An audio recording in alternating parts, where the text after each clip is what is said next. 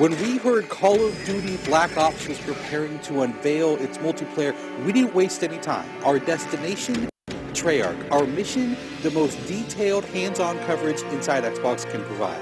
So sit back, relax, and keep a sharp lookout. Every feature you hear about in this preview has never before been done in a Call of Duty game.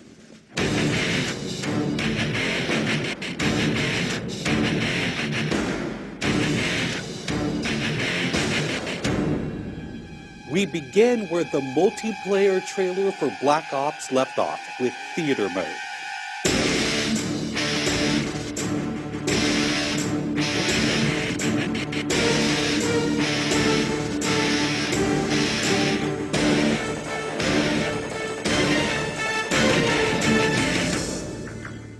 Dan Bunting explains.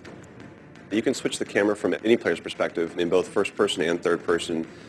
You can detach the camera and go into free cam mode, which allows you to fly anywhere on the map, basically. It's really interesting when you pause the game and go into free cam, you just see all the particle effects just in their full glory, just frozen in time, and it makes some really awesome footage.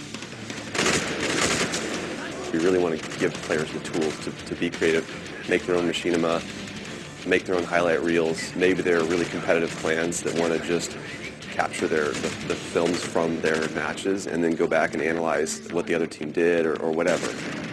Also brand new to Call of Duty is Black Ops' new currency system. We put the currency system into Black Ops multiplayer principally because we felt like it'd be a very interesting way to engage with all the unlocks that you've been getting. So one of the things that's really fun about currency is instead of being specifically told at a specific level what you're going to get, we're unlocking features by level, but then once the feature is unlocked, you can purchase any component of that feature with the currency directly.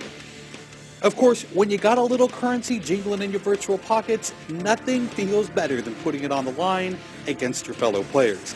Say hello, everyone, to wager matches. When we were developing the wager match game modes, we went through a whole bunch of ideas to find the 4 that we were going to use to ship inside the game. And really, if it wasn't people screaming in joy and frustration when they were sitting around the office playing, it wasn't good enough to be a wager match.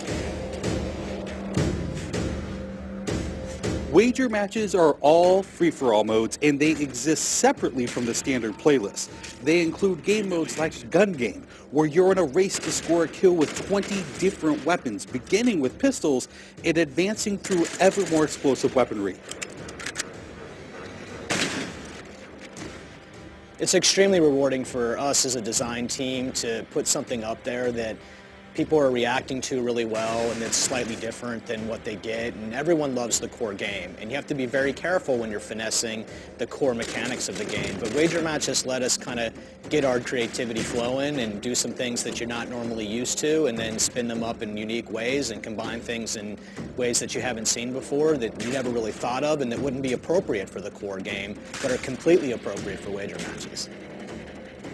While the classic Call of Duty challenge system is still very much in place, Black Ops is also adding a new feature called contracts.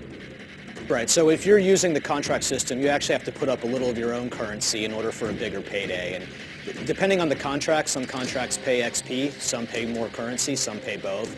But they're all time limited, and it's game time limited, so you have to go to work to accomplish that contract within the time period in order to get paid.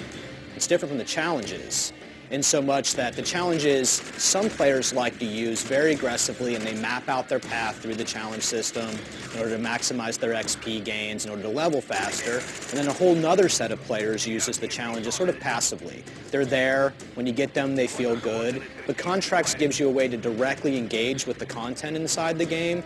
It says, hey, I'm an SMG guy, I want SMG-based contracts, I'm going to chase my contracts, and I'm going to get paid. And that's fun. Another focus for Black Ops is player customization, including things like unlockable face paint, unique perk-specific character models, and a whole lot of weapon customization. We've been we stole the line from Full Metal Jacket, this is my weapon, this is my gun, and we're chanting that around the office as sort of our mantra for this feature. Originally it started with one of our designers he just made kind of an offhand comment one day where he said, you know, I really have a certain attachment to the weapon that's my favorite. I want to make that weapon mine, and that was all it took. So from there it was just, what are the things that are cool? It's like, put your clan tag on your gun, of course. And we've got, the emblem editor by itself is an element of creativity for players. And then the reticles, of course, so why not give people the option to select what kind of red dot they have. Maybe they don't like a dot, maybe they like a circle, maybe they like a triangle, maybe they like a standard crosshair, maybe they just want a line. And then there is combat training, which allows you to get comfortable with the trappings of multiplayer by competing in matches against AI-controlled opponents. You know, it's our hope that combat training can convert people who are largely single-player gamers who might have, dabbled around in multiplayer but never made that leap to playing online, and give them kind of this experience where they can get familiar with the mechanics and features and systems that multiplayer has, but they can do so at their own pace. They can do so without someone screaming in their ear what a noob they are, and practice up and then join the competitive fold. Experienced players could use combat training to practice up on a particular weapon, a particular tactic, or a particular map. So we think it appeals to both audiences, but most directly, it was designed to help new players get into the mix.